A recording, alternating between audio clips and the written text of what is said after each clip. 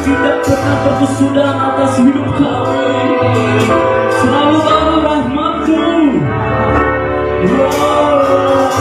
Dia Tuhan yang tidak akan tinggal diam untuk memberkati kita semua pagi hari ini, Bapak Ibu Saudara. Maka itu naikkan setiap doa, setiap sumpah kita.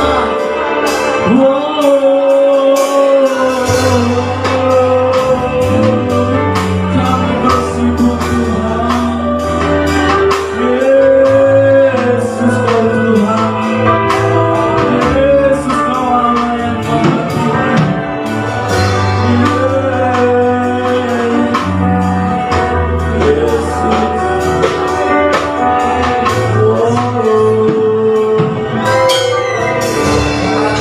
Kami percaya bahwa Engkau Allah yang tidak pernah berubah dalam hidup kami. Engkau Tuhan yang setia, tidak pernah meninggalkan kami. Terima kasih Tuhan buat rencana-Mu yang indah buat hidup kami. Ajar kami untuk hidup dalam rancangan-Mu Bapa. Karena kami tahu itulah kebahagiaan hidup kami. Karena hidup ini bukan hanya mencapai apa yang kami inginkan, tapi kami harus mencapai apa yang Tuhan mau dalam hidup ini. Akhirnya berikanlah kami hati seorang murid yang mau dididik dengan firman-Mu. Kalau firman Tuhan mau mengajar kami, biarlah kami menyambutnya dengan sukacita. Kalau firman Tuhan ini menyatakan kesalahan kami, biarlah kami boleh sadar akan kesalahan kami. Dan firman yang sama juga memperbaiki karakter kami. Dan akhirnya kami dididik dalam kebenaran firman-Mu Tuhan.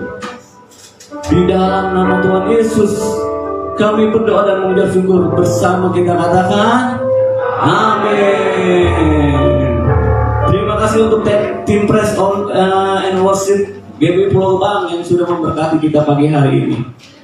Tidak lupa saya mengucapkan juga terima kasih untuk tim choir tampilan perdana di tahun ini. Shalom Bapak Ibu Saudara, bagaimana kabarnya? Luar biasa. Haleluya, luar biasa ya. Karena kita punya Tuhan yang luar biasa. Amin. Amin. Amin. Siang ini saya akan membagikan firman Tuhan yang berjudul Change atau perubahan. Apa sih tujuan kita menjadi orang Kristen atau orang percaya Bapak Ibu? Karena ada banyak orang yang keluar masuk gereja tapi nggak ngerti tujuannya. Saya ini tiap minggu ke gereja. Saya ini tiap minggu pelayanan, ngapain ya? Saya ini ikut untuk apa ya? Bapak Ibu Saudara, kalau kita menyadari hidup kita di dunia ini hanya 70-80 tahun saja. Yang lebihnya kebanggaan itu sakit penyakit dan penderitaan. Artinya apa? Kita bilang kalau lebih dari 70 tahun kebanggaan itu adalah sakit. Mazmur 90 ayat 10 firman Tuhan berkata, masa hidup kami 70 tahun dan jika kami kuat 80 tahun. Dan kebanggaannya adalah kesukaran dan penderitaan sebab berlalunya buru-buru dan kami melayang lenyap.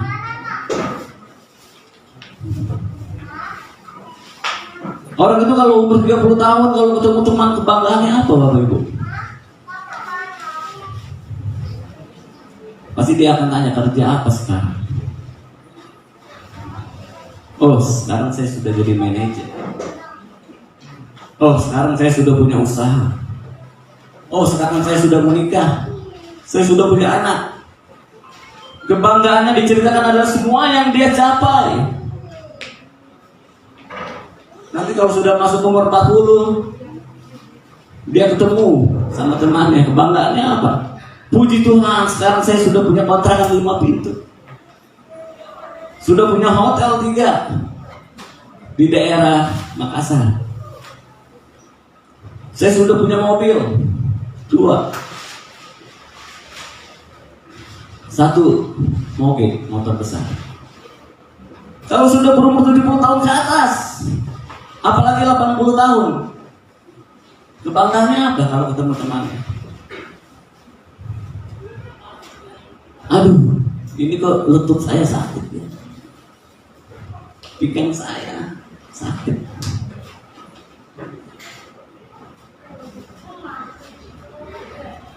Minum obat ini itu dan yang lain diceritakan. Saudara, manusia itu terdiri dari 3 bagian, yaitu tubuh, jiwa, dan roh. Tapi saya mau tanya, selama kita hidup di dunia ini, yang kita pikirin atau yang kita utamakan itu apa? Dari ketiga bagian ini.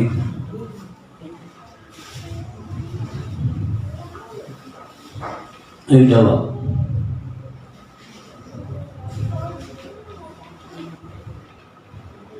Jawab, apa? Tubuh ya. Tubuh. Karena semuanya itu untuk tubuh. Kita cari duit untuk apa? Untuk tubuh. Beli emas, ya. Pakai di leher. Untuk tubuh. Beli gelang, ya. Beli jam tangan. iWatch. Buat tubuh semua. Ya. Cari uang, cari duit buat apa? Bisa makan untuk tubuh kan, bisa minum, bisa beli pakaian, bisa beli mobil, semuanya untuk tubuh. Dan tidak sedikit dari manusia yang akhirnya masuk dalam tekanan, yaitu depresi, stres, oleh karena kebutuhan tubuh atau daging. Nah, di dalam hidup kita ini sebenarnya ada 3. Ada tubuh, jiwa, dan roh. Di dalam jiwa kita itu juga ada 3. Yaitu apa? Pikiran, perasaan, dan kehendak. Saya mau tanya dulu nih saudara. Kalau manusia mati, tubuhnya itu kemana?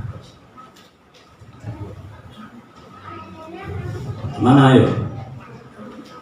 Tidak apa-apa menjawab. Kalau salah juga sama, tidak dihukum.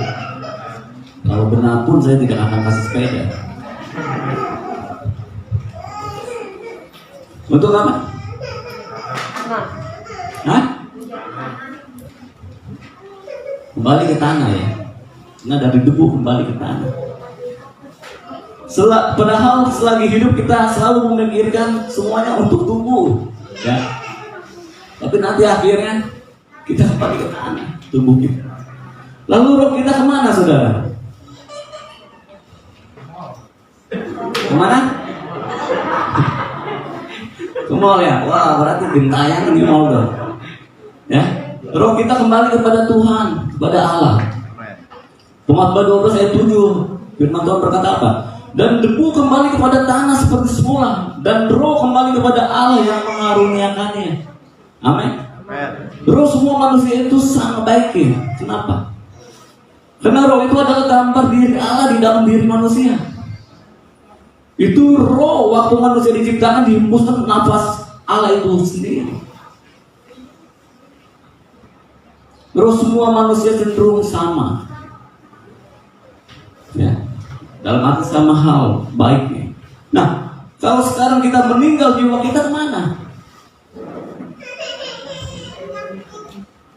Ini pelajaran dasar di Kristenan, Bapak Ibu Saudara.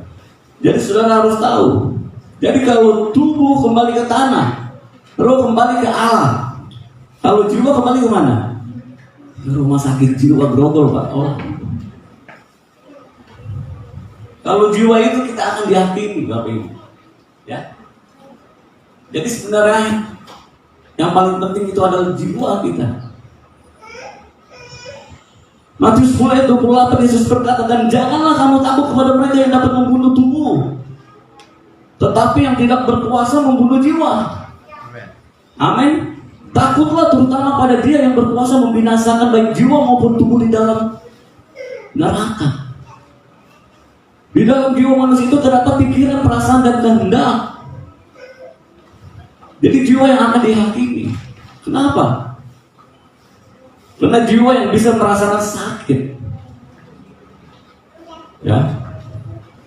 Karena dalam jiwa ada perasaan. Nah, jiwa kita ini berbeda-beda, saudara. Jiwa saya ini adalah jiwanya Herman, ya. Ini jiwa pribadi beda. Makanya di Alkitab kalau saudara baca, kalau ngomong soal orang itu bukan dikatakan selamatkanlah orang, ya, tapi selamatkanlah jiwa. Nah, setiap kursi itu ada jiwanya, ya. Makanya Bapak Ibu Saudara wajib mencari jiwa, bukan mencari orang, mencari jiwa. Firman Tuhan katakan, Roma 12 ayat 2, janganlah kamu menjadi serupa dengan dunia ini, tetapi berubahlah oleh pembaruan budimu. Dalam 1 Petrus 1 ayat 9 katakan apa? Karena kamu telah mencapai tujuan imanmu, yaitu apa? Keselamatan jiwa. Keselamatan jiwa.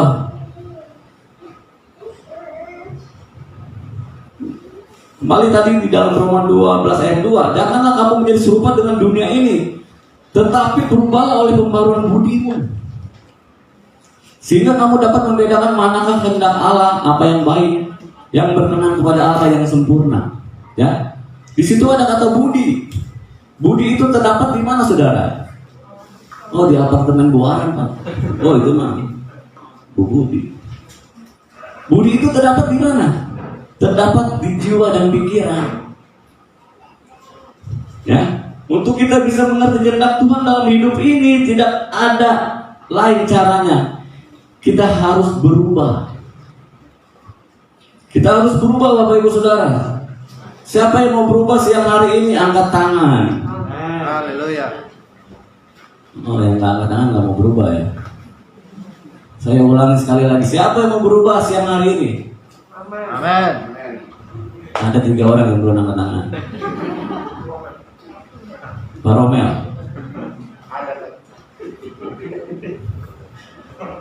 Nanti setelah ibadah ada vaksin ya Pak. Pemerintah nanti ada. Ya.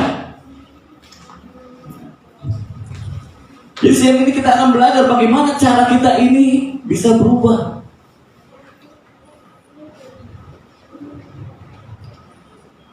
Engkau harus mengenali dirimu, Bapak Ibu Saudara.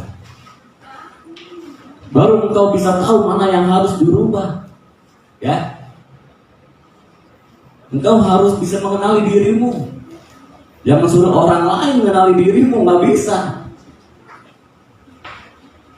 Kenapa banyak terjadi kekacauan di gereja, komunitas, di rumah tangga? Kenapa, Bapak Ibu Saudara?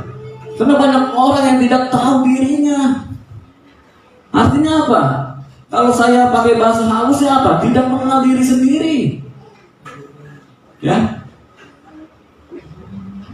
Nah, bagaimana kita bisa mengenal diri sendiri? Saya percaya orang yang mengalami perjumpaan dengan Kristus pasti mengalami perubahan. Amin. Saya ulangi, saya percaya orang yang mengalami perjumpaan dengan Kristus pasti akan mengalami perubahan. Amin. Amin. Berubah dalam segala-segalanya.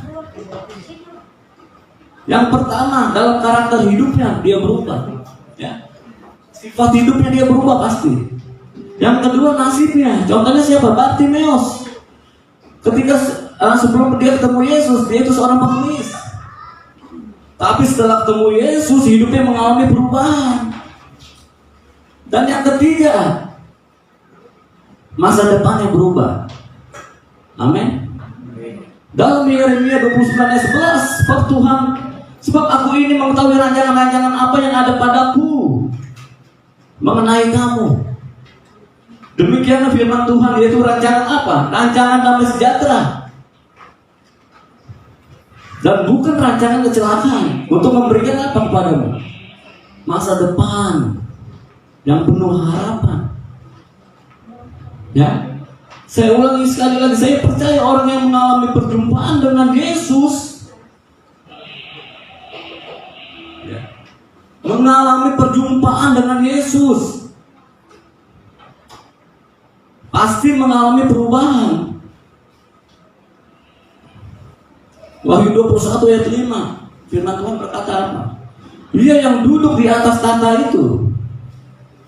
Di atas tahta itu siapa? Yesus. Berkata, lihatlah, aku menjadikan segala sesuatu baru. Dan firman-Nya tuliskanlah. Karena segala perkataan ini adalah tepat dan benar. Dengan kata lain bukan sekedar janji. Pasti. Ayat 6, firman-Nya berkata lagi kepadaku, semua yang telah terjadi. Aku adalah Alfa dan Omega, yang awal dan akhir, yang orang yang haus.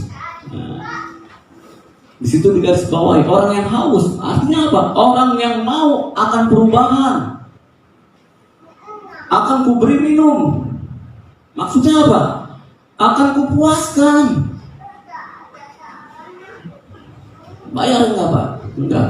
Dengan cuma-cuma dari mata air kehidupan.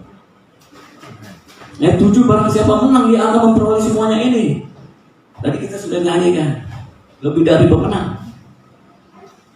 Barang siapa menang, ia akan memperoleh semuanya ini, dan aku akan menjadi Allahnya, dan dia akan menjadi anakku. Nah, berarti bilang sama-sama siang hari ini sama saya, perubahan adalah perjuangan. Perubahan adalah perjuangan. Sekali lagi, perubahan adalah perjuangan. Perubahan adalah perjuangan. Siang ini ada 4 hal yang penting untuk mendatangkan perubahan dalam hidup kita. Yang pertama, yang saya pelajari ada pertobatan. Itu dalam Lukas 15 ayat 7. Kita akan baca ya bersama-sama. Nanti kurang rohani kita nggak baca kita. Mari kita buka bersama firman Tuhan. Lukas 15 ayat 7. Sudah dapat? Amin. Yang sudah dapat katakan amin. Amin. Yang belum dapat katakan aman. Ya. 2, 3. Aku berkata kepadamu, demikian juga akan ada sukacita di surga karena saudara berdosa yang bertobat. Tidak ada sukacita karena 99 orang benar yang memerlukan penobatan. Nah, jadi yang pertama yang saya pelajari apa? Yang mendatangkan perubahan itu adalah pertobatan. Tanpa ada pertobatan tidak akan ada perubahan. Amin.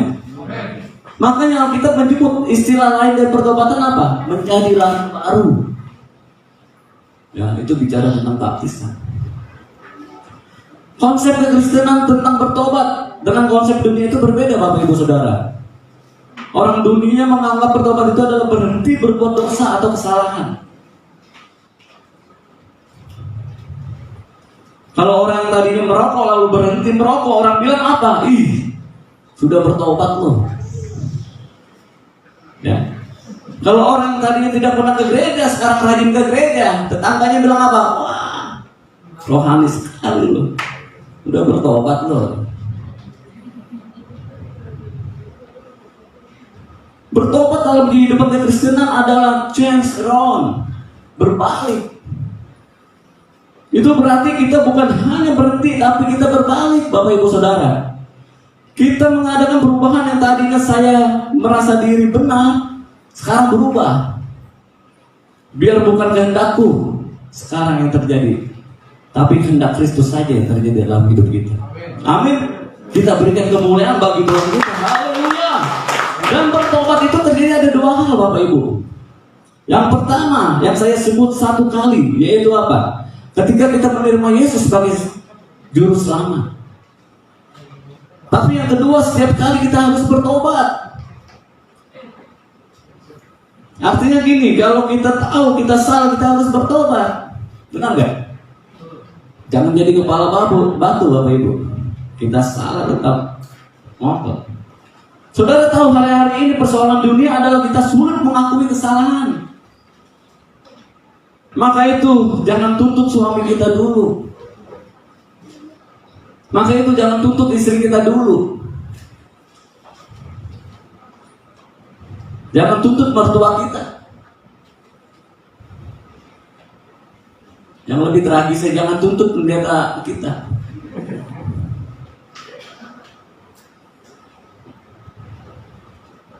Tapi apa? Bilang Tuhan, kalau saya ada salah saya bertobat.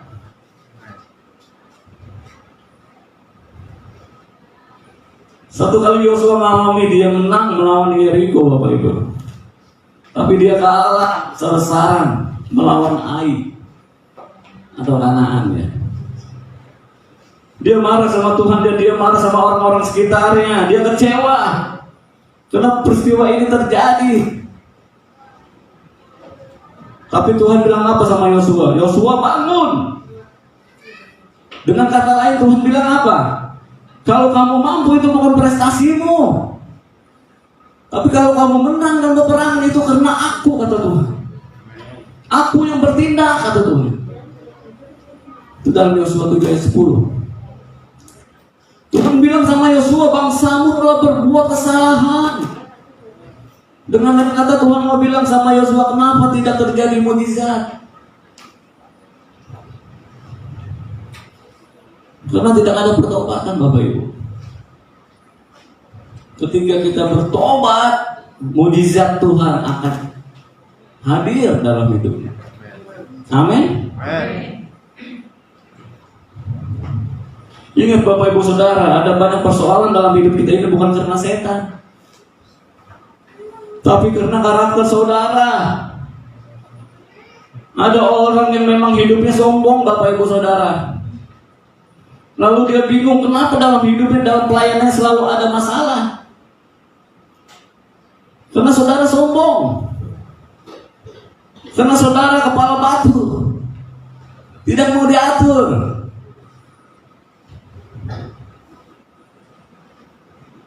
Merasa diri selalu benar.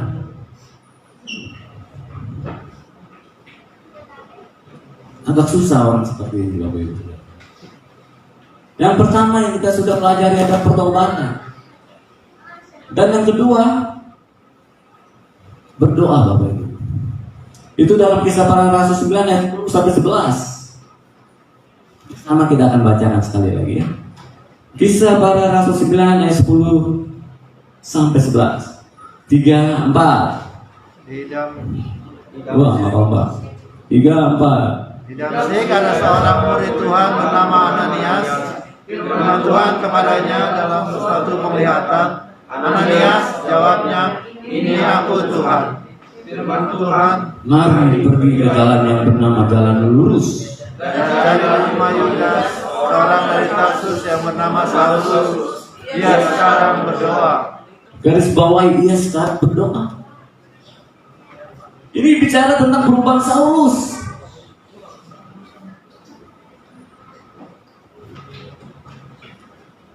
Kemudian diganti namanya menjadi Paulus. Pertanyaan saya simpel, Bapak Ibu Saudara. Kenapa Tuhan menyuruh Ananias untuk pergi atau untuk melayani ke rumah Yudas dari Tarsus? Jawabannya ada di ayat 11, kalimat terakhir. Sekarang ia berdoa. Doa menggerakkan kuasa surga untuk bertindak. Amin. Maka itu setiap hari Minggu, setiap seminggu sekali ya, kita adakan mesbah doa secara Zoom ya, atau secara apa? Google Meet.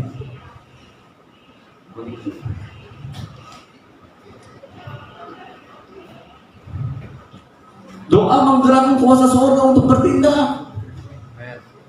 Amin. Amin. Saulus berdoa, Tuhan, aku mau mengenal Engkau lebih dalam lagi. Kalimat doanya itu menggerakkan kuasa surga, Bapak Ibu Saudara. Sehingga lewat doanya Allah harus memanggil Ananias. Ananias disuruh pergi ke rumah Yudas dari Tarsus. Di situ Ananias datang untuk mendoakan Saulus dengan kuasa mujizat Tuhan yang terjadi. Luar biasa ya. Kalau kita pelajari ya, kita perjanjian baru itu 3/4 Paulus yang tulis. Luar biasa terjadi perubahan. Jangan mau hidup kita begini-gini aja. Karakter kita begini-gini aja, menurut diri kita benar.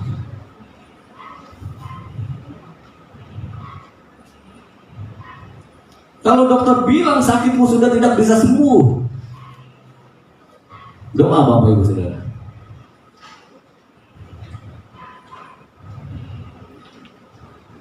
Kalau Pak Gembala ngomongin doa-doa terus kayak dewa aja. Bukan itu. Saya sudah merasakan Bapak Ibu. Doa. Doa dengan sungguh. Siapa yang mau menerima mujizat siang hari ini? Amin. Doa Bapak Ibu. Pak Rudi aja berdoa, asam uratnya hilang. Bukan kakinya ya Pak ya, asam uratnya Pak. Bukan kakinya yang hilang, asam uratnya. Bukan doa.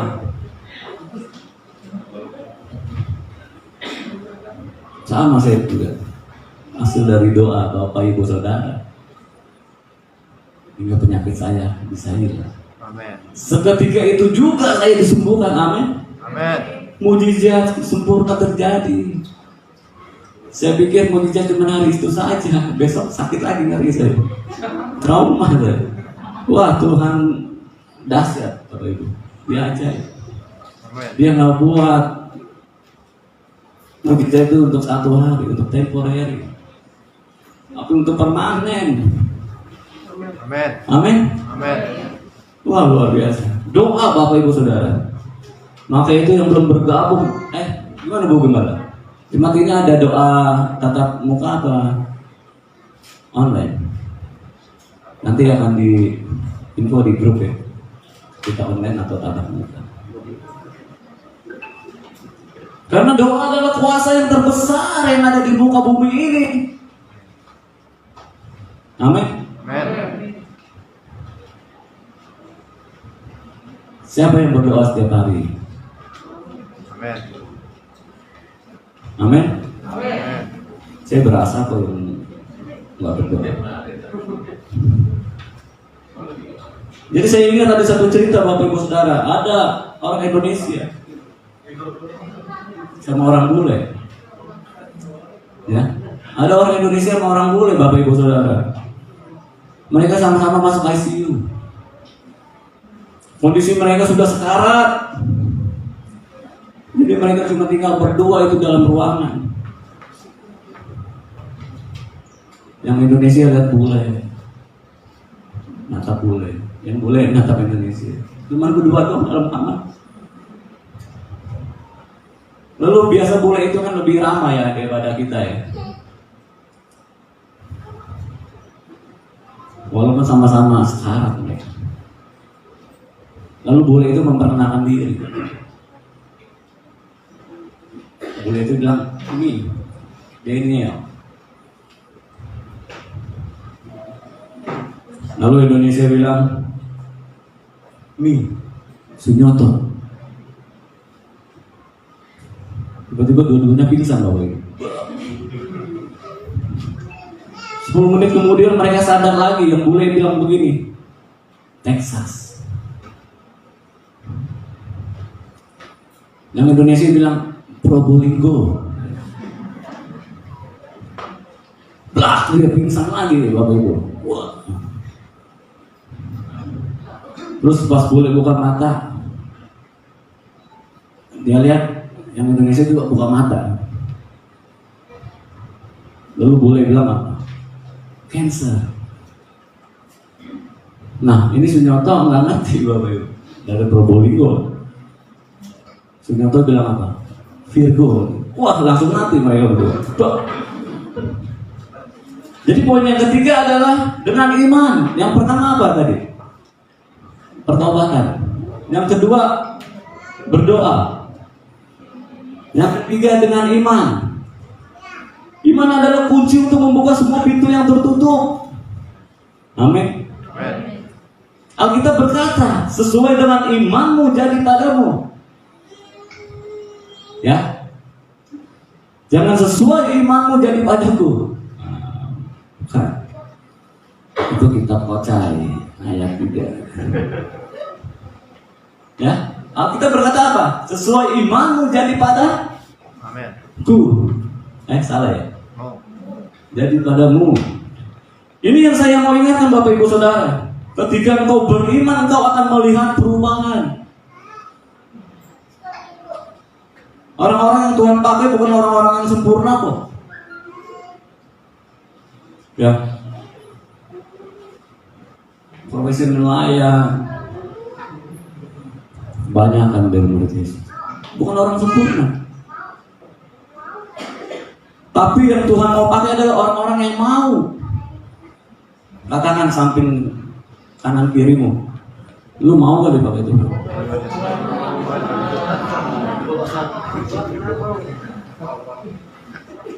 Daud waktu menghadapi Goliat dan Daud tahu bahwa ia tidak akan menang. Waktu Daud lihat Goliat, di dalam hatinya Daud berkata apa, Bapak Ibu Saudara?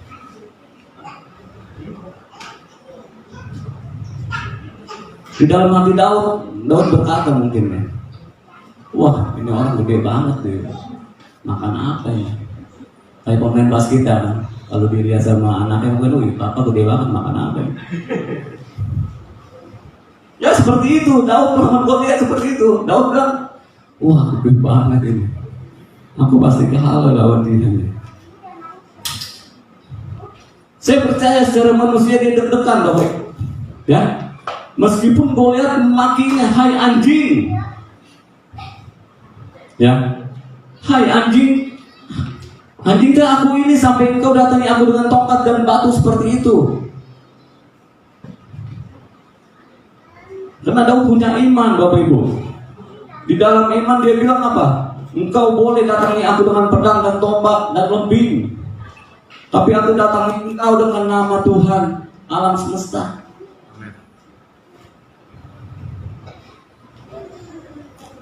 Dia punya iman. Modal utama adalah iman. Dan sampai pada kesudahannya akan selamat.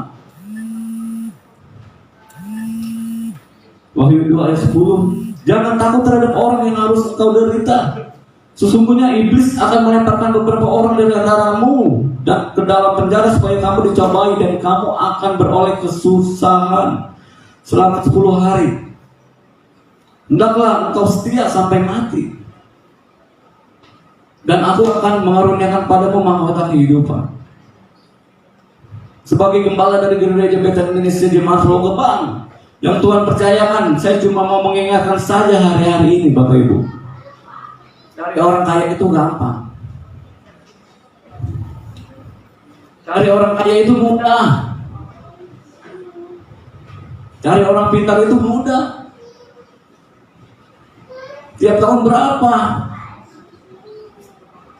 gelar master yang diluluskan, gelar doktor, gampang, mudah sekali cari orang kaya, cari orang pintar itu mudah. Apalagi cari orang hebat, wah mudah sekali. Tapi hari-hari ini sulit cari orang yang setia, Bapak Ibu. Kembali katakan samping kanan kirimu, lu setia gak? Nah, jangan malu-malu orang yang gak setia.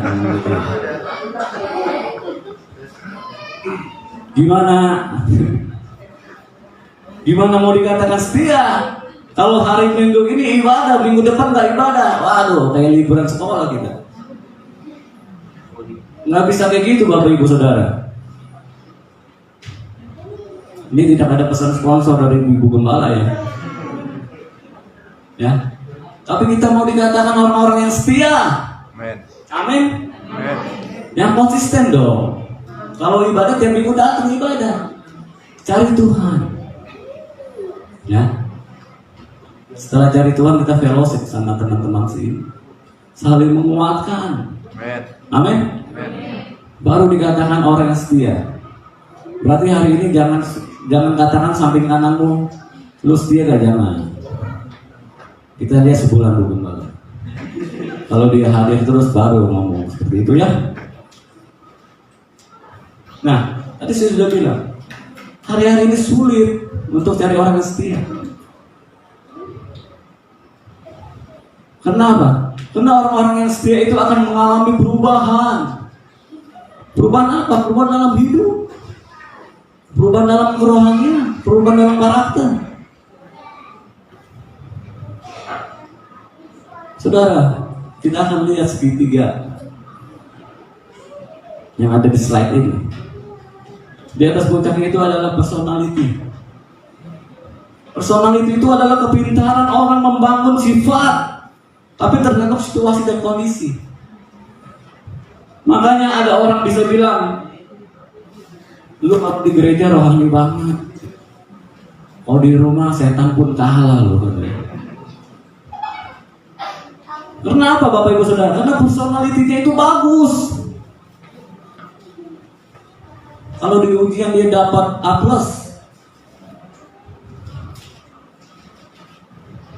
yang di tengah-tengah gunung itu namanya apa? Temperamen. Itu kepribadian dasar kita.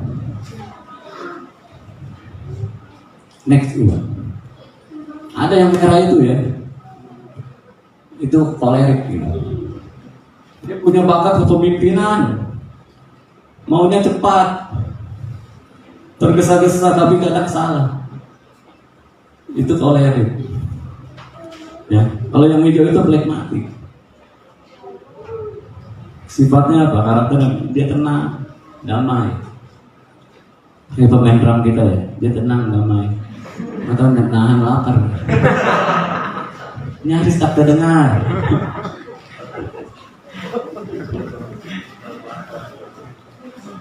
Kembali lagi Iwan sebelumnya. Nah di situ ada karakter. Ini yang harus kuat, ini yang harus kita bentuk. Alkitab berkata apa? Milikilah karakter Kristus. Amin. Nah, ini kita harus tahu dulu, saudara, diri kita ini siapa, kelemahan kita ini di mana, lalu bagaimana kita bisa mengolah jiwa kita. Apa yang harus kita lakukan supaya kita bisa berubah? Bukan Power Rangers berubah. Karena kita bilang berubahlah oleh pembaruan budimu.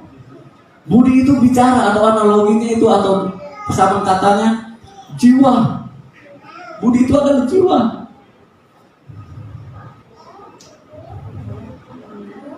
Makanya Bu Budi nama lainnya udah apartemen jiwa.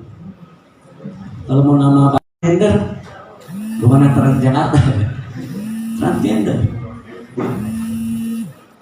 Nanti kalau yang nggak tahu tanya Bapak apa.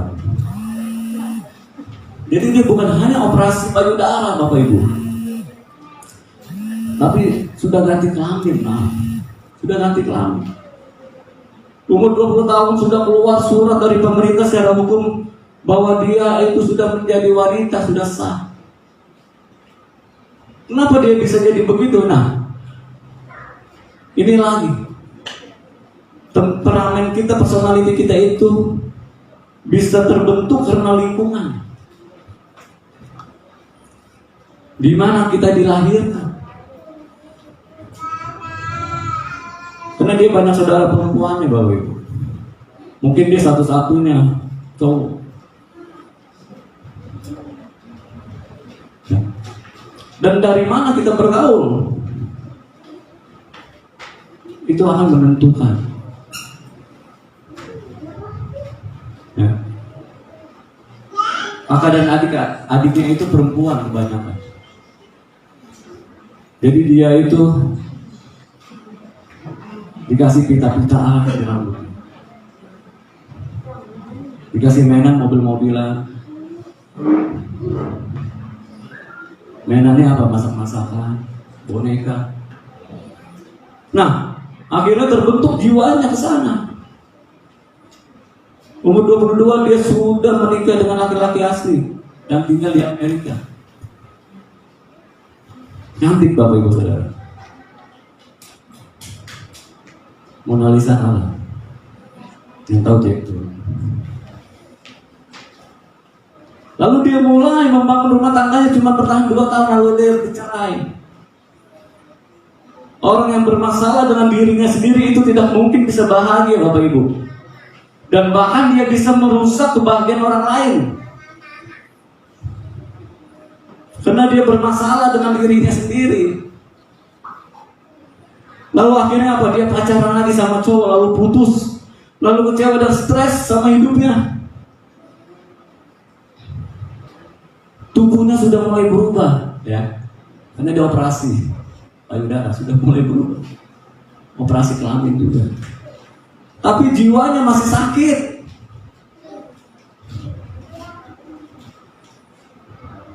Makanya nggak bahagia dia.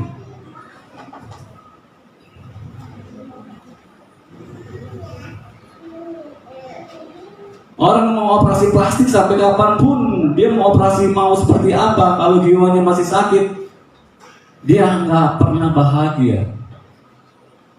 Yang kita butuhkan adalah kesembuhan jiwa.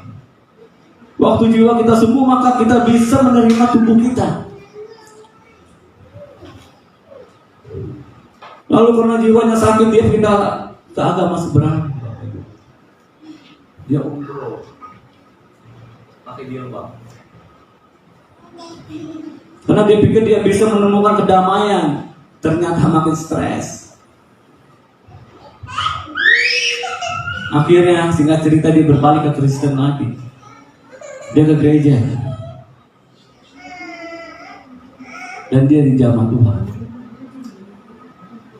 Jiwanya dirawat Tuhan, dijamah Roh Kudus. Lalu dia mulai masuk ke gereja, lalu mulai pelayanan sebagai pendoa. Tidak ada satu orang pun tahu kalau dia itu laki-laki. Saya pun tertipu seperti itu. Saya pikir dia tante-tante. Ketika kita pelayanan bersama, saya udah izin dia, tante pulang. Tertipu saya. Dia bilang 1-0. Gua tipu. Nah, waktu dia mengenal Tuhan dan dia mau mendengarkan firman Tuhan bilang apa? Firman Tuhan yang berkuasa ini bisa memisahkan antara jiwa dan roh. Ya, luar biasa. Dan firman Tuhan itu sanggup memulihkan dia.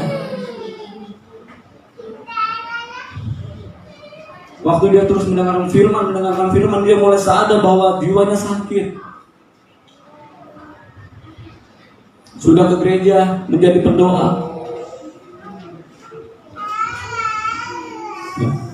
Kalau engkau sekalipun ke gereja bertahun-tahun menjadi pendoa, aktivis maupun pelayan sekalipun, kalau jiwamu sakit, engkau akan terus bermasalah dan bikin masalah.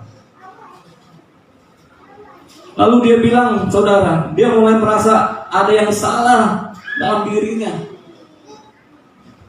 Siapa yang membuat dia sadar seperti itu? Firman yang berkuasa.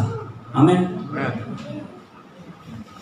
Firman yang berkuasa lewat Roh Kudus. Dia diingatkan, dia disadarkan. Dia merasa mulai ada yang gak beres nih terhadap aku nih. Aku bisa membohongi semua orang, termasuk Pak Herman saya bohongi. Kalau aku ini adalah perempuan, tapi aku nggak akan bisa membohongi diriku sendiri.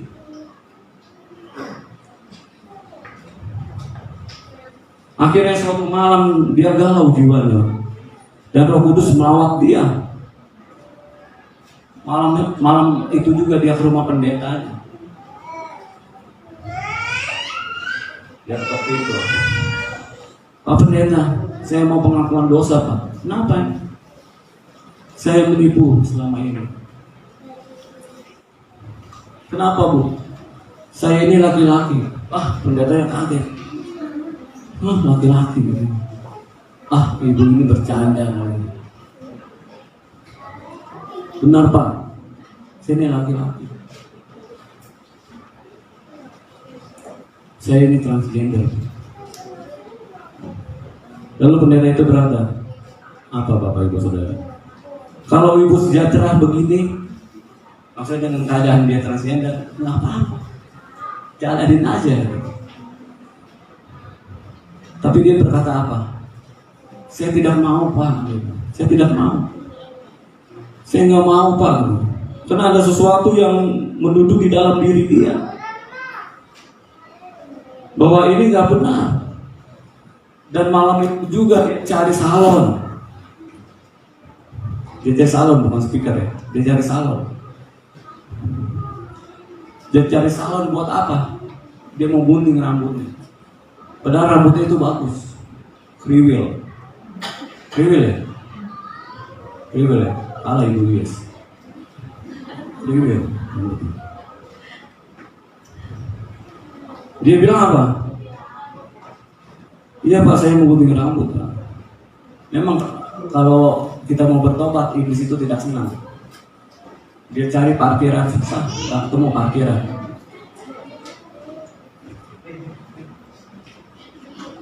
Udah susah cari parkiran, mana hujan, petir sambar menyambar lagi.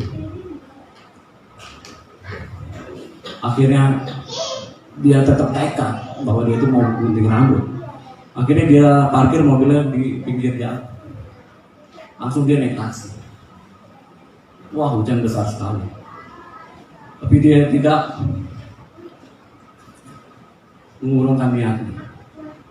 Dia tetap mau gunting rambut.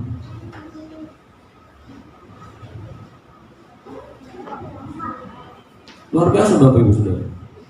Akhirnya rambutnya dipotong kayak kocek. Kemudian dia pulang, dia berdoa lagi. Mulai dari situ dia kasih tahu ke orang-orang kalau dia itu sudah jadi laki-laki. Sampai keponakannya bingung. Biasanya dia panggil Oma. Ya, ini panggil dia Oma biasanya. Akhirnya jangan panggil saya Oma. Habis panggil apa? Opa. Bapak Ibu Saudara yang terkasih, saya sudah pernah belum Bapak Ibu Saudara? Sudah lihat di rumah sakit ada orang gila itu diare? Belum pernah ya? Karena memang dari jiwanya tuh sudah nggak ada rasa apa-apa kalau orang gila. Makanya orang gila jarang sakit ya, nggak kena COVID. Saya kena COVID. Ya, tapi Bapak Ibu Saudara jangan mau gila. Mudah-mudahan nggak mau kena COVID jadi gila. Ya, Yakobus 5 ayat 20 firman Tuhan katakan, ketahuilah bahwa barang siapa membuat orang berdosa berbalik dari jalannya yang sesat, dia akan menyelamatkan jiwa orang itu dari maut, menutupi banyak dosa. Ingat tadi tujuan kita beriman itu untuk keselamatan jiwa. Itu marah, emosi, tertekan, semua ada di jiwa saudara.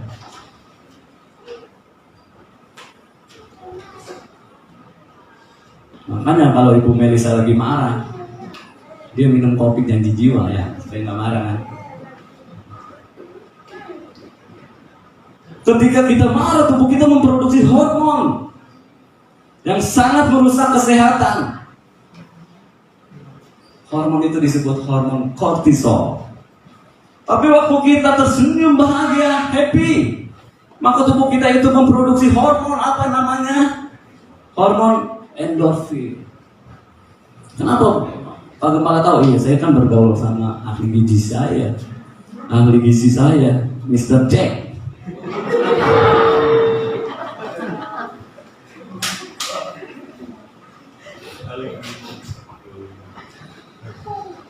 Saudara, lihat sekarang orang itu lebih gampang senyum atau marah? Jawab. Hah? Kalau marah bertobat Bapak Ibu.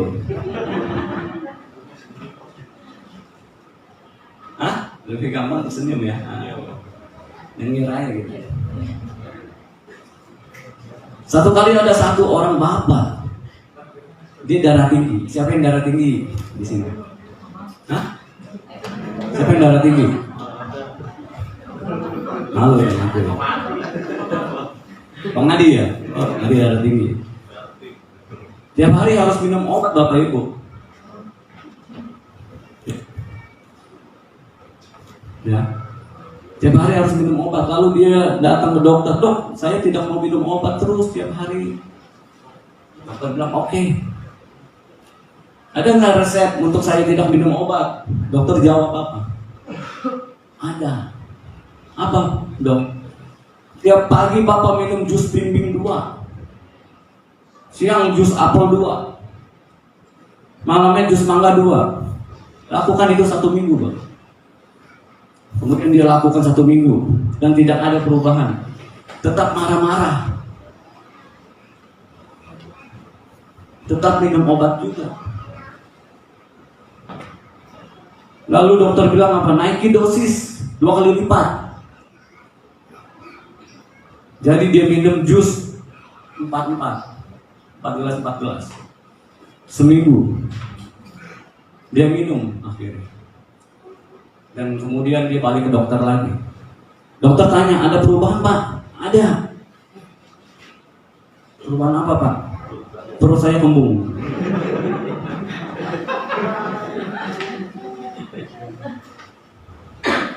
Dan saya makin emosi dan marah-marah ke Bapak Ibu.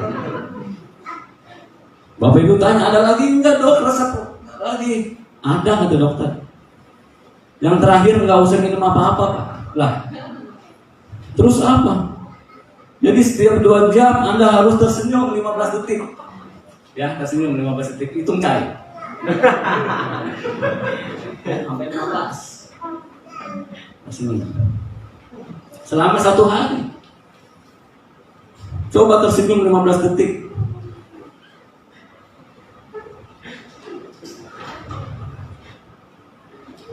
Ya. Kemudian dia latihan. Dia senyum 15 detik, dia hitung. Ya, ada 1, 2, 3, 4, sampai 15.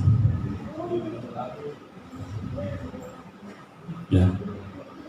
Boleh itu diterapkan Bapak Ibu Saudara darah tinggi. Lalu Bapak itu bilang, cuma gitu aja dok Pak, itu mah gampang betul. Iya Pak. Dokter bilang, tapi itu susah loh Pak. Lalu dia pulang, Bapak itu pulang. Namanya orang kaya kan pakai sopir kan. Sopirnya bilang silakan Pak. Udah nggak galak lagi kan, senyum-senyum. Sopirnya aneh yuk. Biasanya bapak itu marah nih, pantil pintu lagi kabur. Tapi kenapa dia senyum gitu. Begitu sampai rumah istrinya tanya, dari mana Pak? Dia senyum dari dokter nih. Kemudian dihitung. Istri jadi bingung, lah biasanya ditanya marah-marah nih. Ya, dia jawab, urusan apa kau katanya? Kamu gak usah tanya-tanya, aku mau kemana, yang penting aku pulang. Kemudian pagi hari dia sarapan ya. Di situ ada anaknya di meja makan. Bapaknya bangun, semua ngomong, selamat pagi Pak. Bapaknya bilang, pagi. Dia tanya sama anaknya, kuliahmu gimana? Anaknya jadi bingung, biasa papa nggak kayak gini nih. Biasanya papa bangun pagi, dia ngoceh katanya. Kuliahmu gimana? Jangan minta uang-uang terus kau katanya. Jangan biasa ngabisin uang papa. Cepat selesaikan kuliahmu. Woi, dia pagi dia begitu. Tiba-tiba pagi hari itu dia bingung kan, bapaknya senyum aja.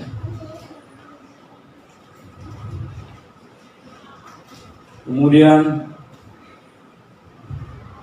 dia pergi ke kantor. Biasa ya, kantor kalau nggak ada bos kan, karyawannya happy banget pegawai. Ketawa-tawa. Pas dia dengar pintu kebuka, bos datang. Pada diam semua. Kemudian dia masuk menuju ruangan, karyawannya kasih salam, pagi Pak. Dia tersenyum. Kami hitung kan, 15 detik. Semua karyawan kaget, saudara. Ada perubahan pada bosnya. Sampai di ruangan bos, karyawannya ketuk pintu dan inilah saat yang paling mendebarkan. Karena apa? Laporan keuangan. Wah, biasanya kalau ada salah angka dia berteriak goblok.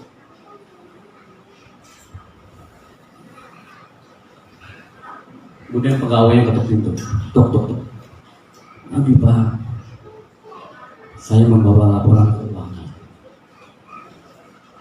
Kemudian bapak itu bilang, iya silakan Mas. Ini Pak, tolong diperiksa ya.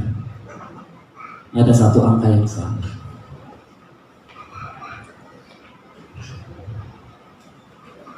Biasanya kalau ada satu angka yang salah, dia marah-marah. Tadi dia, lupa.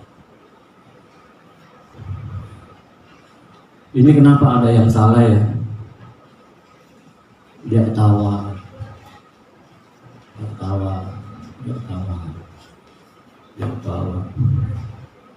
Ya, pas dia cek, kemudian ada angka yang salah. Tapi dengan senyum kan dia goblok. Ya, beda kan persepsinya kan. Kalau dia bilang goblok lah. Bilang goblok. Terus dia bilang goblok. Tetap ya, tapi sambil tersenyum dia. Ya. Jadi beda arti kan, diomelin sama dia belum begini kan beda arti. Kemudian dia bilang goblok katanya. Ini diperbaiki ya goblok. Ya. Kalau dulu bisa marah besar dia. Lalu 1 minggu dia ke dokter lagi, tekanan darahnya nggak naik. Luar biasa ya. Dokter bilang apa? Iya Pak, ketika orang itu tersenyum, organ tubuh itu memproduksi jenis hormon yang namanya endorfin. Itu jenis morfin di dalam tubuh manusia yang gunanya itu untuk penghilang stres. Ya, makanya tadi Bapak Ibu Saudara kan ketawa ya. Nah itu ada morfin yang keluar. Waktu saudara tertawa itu morfin keluar, tubuhmu, jiwamu senang, ya. Tubuhmu, jiwamu tenang. Sebaliknya ketika orang marah-marah, tubuhnya memproduksi hormon beracun. Makanya jangan marah-marah ya, jemaat GB4. Nanti akan keluar racun dari tubuhmu. Itu apa? Itu yang bikin tubuhmu sakit. Itu yang bikin tubuhmu stres, pikiranmu stres, dan tertekan jiwamu. Benar Alkitab bilang dalam Amsal 17 ayat 22, hati yang gembira adalah obat yang manjur, tetapi semangat yang patah mengeringan tulang. Osteoporosis. Mau minum susu andin 1 truk pun tidak bisa Bapak Ibu Saudara. Ya, saksian saya ketika saya sakit, dokter ngomong besok Bapak akan swab yang ke-5 kali. Yang ke-5 kali Bapak Ibu. Waduh, gimana ya, saya takut. Mana saya udah sekitar berapa ya? Semingguan lah. Lama sekali saya udah boring, udah sangat stres ya. Sampai jam 4 pagi saya telepon Pak Rudi, tolong keluarkan saya dari rumah sakit, saya stres, bisa gila saya di sini. Pak Rudi tenang aja Pak, sahabat Pak. Bapak bilang sahabat saya di rumah sakit Pak, saya stres. Udah akhirnya, ya itu benar. Akhirnya pas malam sebelum saya swab, saya merasa ngurusik aja, nyanyi sendiri. Hati yang gembira adalah obat. 12 kali saya nyanyi itu. 12 kali. Terus saya penimbangan Tuhan. Kalau di swab besok hasilnya negatif. Karena saya udah boring, saya udah kangen sama jemaat. Saya udah kangen sama anak saya dan istri saya. Saya pernah ngosip malam, hati yang gembira adalah obat. Benar Bapak Ibu Saudara, hasilnya negatif. 2-3 kali hasilnya negatif. Makanya ketika mau pulang dokter bilang, Pak nanti swab lagi 2 kali katanya. Untuk meyakinkan, saya pikir, wah, presentasi lagi nih saya bilang.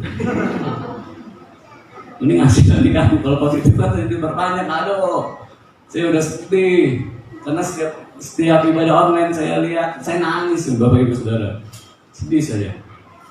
Nah, hati yang gembira adalah obat yang manjur, tetapi semangat yang patah mengeringan tulang. Bapak Ibu Saudara, hidup ini singkat. Mari sehatkan jiwamu, rumah tanggamu. Jadikan rumah tangga yang berbahagia. Ada uang, nggak ada uang, tetap tersenyum. Amin. Jangan terlalu bikin hidupmu berat. Karena uang itu tidak dibawa mati. Benar nggak? Uang itu tidak dibawa mati Bapak Ibu Saudara. Tapi nggak ada uang, bawaannya mau mati.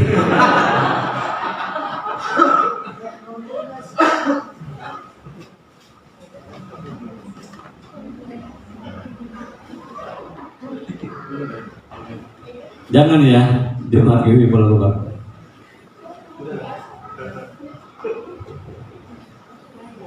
Enggak ya, jangan sampai ada yang mau mati.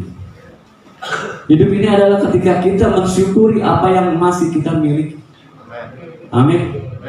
Dan ingat hidupmu ke depan, Bapak Ibu Saudara.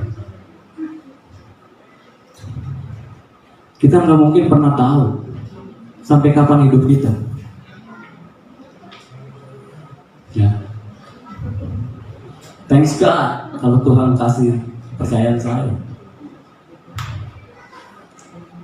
untuk bisa dapat kembali lagi bersama Bapak Ibu Saudara.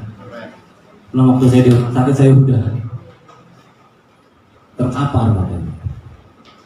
Ibarat kata sorga belum terima, bumi sudah menolak, di saya di tengah-tengah, ngambang. Nah, mari Bapak Ibu Saudara, kita jangan hanya membangun manusia tubuh kita, tapi kita lupa membangun manusia jiwa kita. Sebagai ayat terakhir, kita akan bersama deklarasikan dalam kitab 1 Tesalonika 5 ayat 23. 1 Tesalonika 5 ayat 23 sebagai ayat terakhir. Saya undang pemain musik Singa dan musik video untuk ke altar. 1 Tesalonika 5 ayat 23 firman Tuhan berkata apa? 2, 3. Semoga ya, terima kasih. Sudah dapat Bapak Ibu Saudara 1 Tesalonika 5 ayat 23? Sudah? Ayo bersama kita baca. 2, 3. Semoga Allah dan kesejahteraan menguduskan kamu seluruhnya, dan semoga roh, jiwa, dan tubuhmu terpelihara sempurna dengan benar cacat pada kedatangan Yesus Kristus Tuhan kita. Amin. Saya akan duduk malam. Mari bersama kita akan berdiri Bapak Ibu Saudara. Kita akan naikkan pujian. Tuhan ada dan